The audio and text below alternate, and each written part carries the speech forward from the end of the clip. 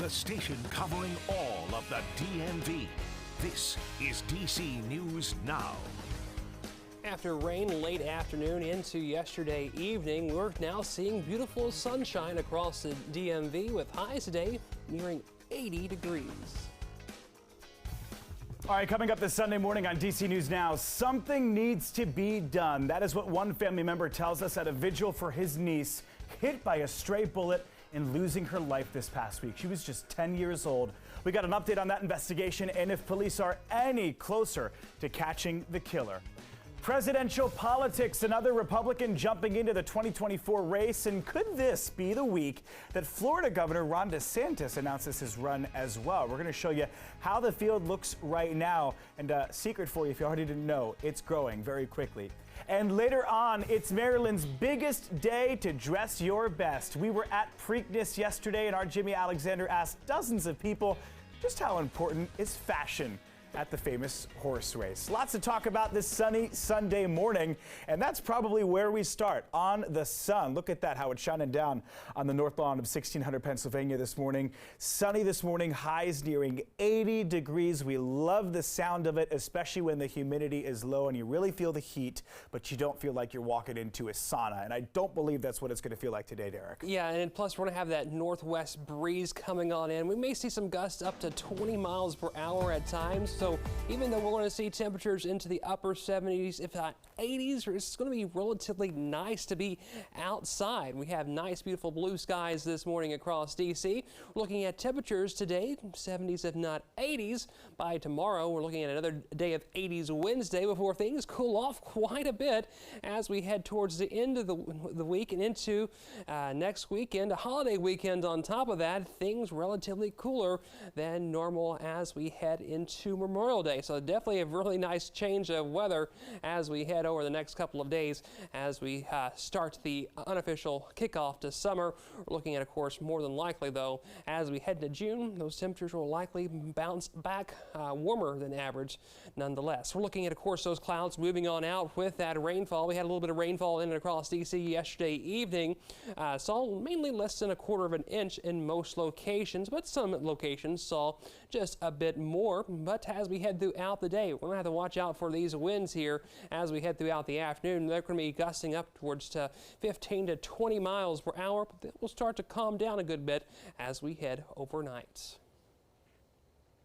All right, that is Derek Bowen there in the Weather Center to start us off this morning. Derek, thanks you so much. We got some new video into our newsroom this morning showing a van that caught on fire right by the National Zoo. It happened early last night. We're still working to confirm the details to try and figure out what exactly happened here, but you can see there the vehicle's windows are blown out and it appears that the van is inside of the National Zoo gates. We'll keep you updated both on air and online at dcnewsnow.com as we learn more. And speaking of new video this morning, take a look at this. A massive apartment fire in the Adams Morgan neighborhood here in DC. This happened on Friday night.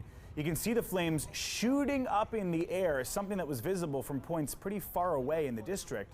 These are the Avalon condos on Adams Mill Road. It took more than 100 first responders to get this fire under control. DC Fire says all 28 apartments inside of that complex are now uninhabitable. You can't live there, leaving more than 20 people without a home. Luckily, though, if there is a silver lining to any of this, nobody was hurt. All right, also in D.C., where police are now confirming an investigation into a deadly shooting that happened yesterday morning in Southeast. Officers responded to a location right by the Maryland-D.C. line after the sound of gunshots was reported. And right along Stanton Road, take a look at the map here, police found a 36-year-old man from Maryland shot and killed. They are now offering a reward up to $25,000 for any information leading to an arrest and conviction. Remember, you can always reach out to police anonymously. All right, your time now 8:03. It has been a violent week, both in and around the district. 3 kids were among several who were shot this week. And unfortunately, 2 of those 3 did not make it. One of them was Ariana Davis. Here she is, just 10 years old. She was killed after a stray bullet went into the car she was sitting in. Our Dave Laval was at a vigil for Ariana last night as her family and friends remembered this young life. I thank everyone for coming up, showing my baby love. A distraught Antoinette Belk addresses the dozens of people who turned out at the Fields of RFK campus Saturday night. She was so sweet. She loved everyone. Yes, she did. She loved everybody. They gathered to celebrate the life of her daughter, Ariana Davis. The 10-year-old died Wednesday after someone shot her in Northeast D.C. while she and her family drove home Mother's Day night. Davis is the second juvenile to die by gun violence on the same day. Someone shot and killed 17-year-old Jefferson Luna Perez near Roosevelt High School, where he attended classes. A 12-year-old girl, meanwhile, survived a gunshot wound to her leg while she slept in her home last Monday morning.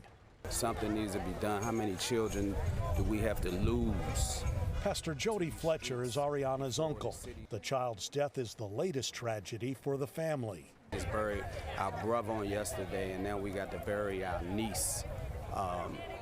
From the same neighborhood for the same thing, violence. This baby is gone, will never get an opportunity to ever see a graduation, never walk across nobody's stage, never be able to do anything. You my heart, baby. Family and friends found something they can do, celebrate a young life cut short by violence. At the Fields of RFK campus, Dave Lavelle, DC News Now. All right, Dave, thanks so much. At this time, D.C. police are still looking for those who are behind this week's shooting. So far, investigators say they've recorded 41 kids who've been shot so far this year in our nation's capital. All right, over to Maryland now, where we are learning more about the police chase in Montgomery County that ended with the driver who was being chased dying. Early yesterday morning, police responded to calls of a man who was unresponsive in a car. Officers say when they found the man, they think he was drunk and he had a gun in his lap. The man drove off and crashed just moments later on I-270. This morning, the Maryland Attorney General's office is investigating. They are required to any time that there is a fatality involving police. We also have an update this morning to the ongoing debate in Montgomery County about increasing the property tax rate there. Earlier this year, you might remember, County Executive Mark Eldridge proposed a 10% increase. Now we're learning the county council has made a compromise to that, reducing the county executive's tax proposal by more than half, while also adding more than $210 million into the county's school system. Council President Evan Glass says the funding agreed upon by the council will be the largest increase to the Montgomery County public school system since before the Great Recession. But at a meeting last week, some council members criticized the original budget that was proposed by the council executive. The county executive ignored any reference to the agreed upon spending affordability guidelines and recommended, in my opinion, an outrageous, fiscally irresponsible budget totaling $6.8 billion, which is $500 million or 7.7% more than last year's budget.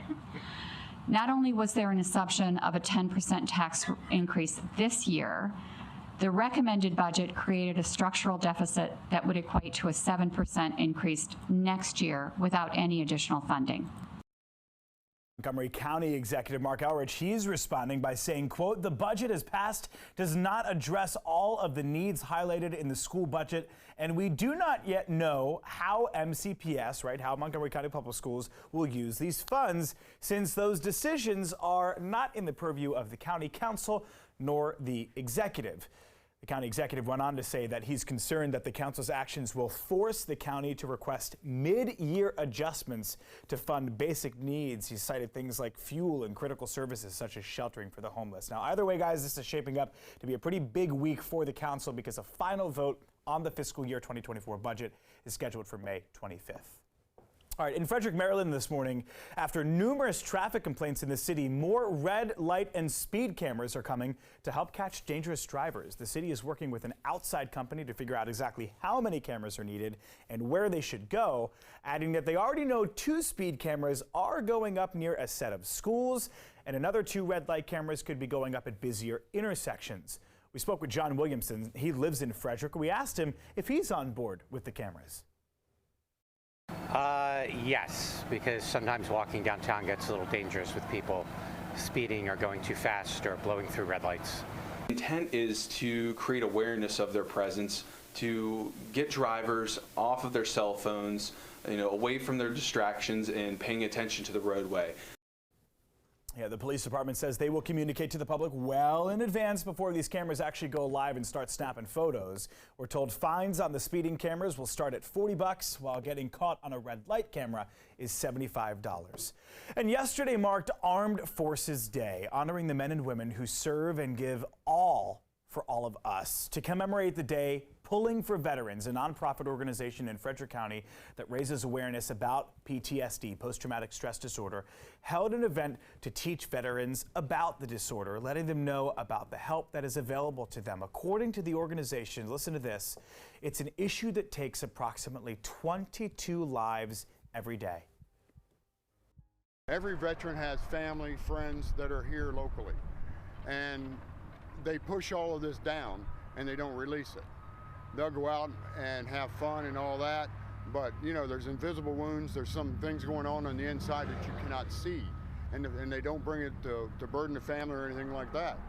So PTSD is real, and suicide rates are going up across the U.S. every day.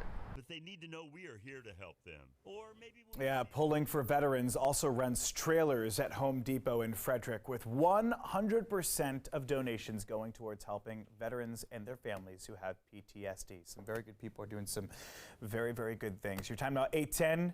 Derek Bowen is doing some very good things as well, because it's sunny outside. I don't know what switch you had to flip there in the Weather Center, but it's working pretty well, huh? Well, I don't know what switch it was either. I just hope we can do it again as when the weather decides to turn bad once again. We're looking at temperatures this morning into the 60s. Nice, beautiful sunshine. We had the sunrise at 5:51 a.m. this morning. We're looking at highs today to bounce up into the 70s, if not 80s.